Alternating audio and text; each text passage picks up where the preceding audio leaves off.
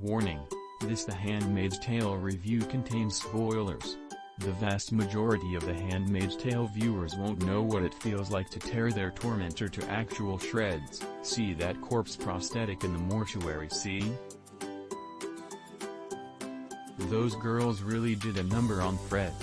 Thanks to mourning though, we got a pretty good idea. It clearly feels incredible, ecstatic, orgasmic. A heroin and power and sex, and I can't believe it, flood of vibrating, adrenalized joy. That's the impression June gave as she opened this episode in the euphoric daze. After Fred's murder, June was blood-drunk and enchanted.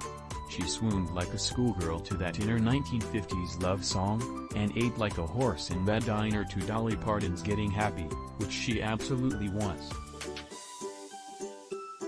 In 4 and a bit seasons, we've seen every emotion imaginable pass over Elisabeth Moss' miraculous communicator of a face. This feels like the first time we've seen bliss. The dream couldn't last, of course. In that gas station bathroom, the bubble burst and reality came rushing in.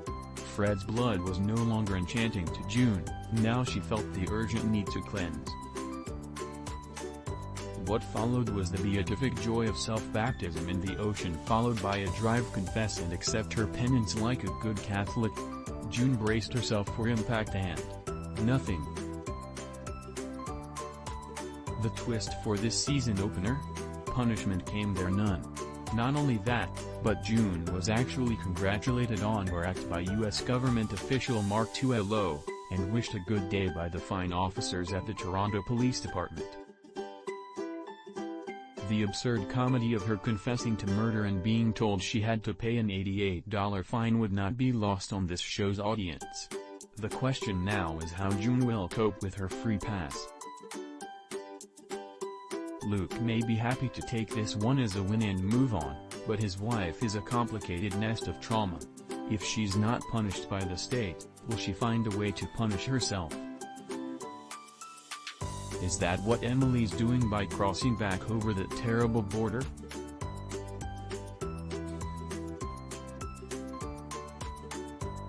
Actor Alexis Bledel's personal decision to leave the show necessitated her character being written out, and The Handmaid's Tale used the opportunity to send Emily on a last-minute suicidal revenge mission back to Gilead. She wouldn't be the first one to choose to go back, Moira tells June. People are breakable. Emily's inexplicable return to Gilead feels like a shadow hanging over June's potential recovery. She too might break and choose to go back and fight. The lure of Gilead, and of Hannah, is powerful. All of this inner turmoil was convincingly and movingly acted by this episode's director Elisabeth Moss, even armed with only the barest dialogue yet points.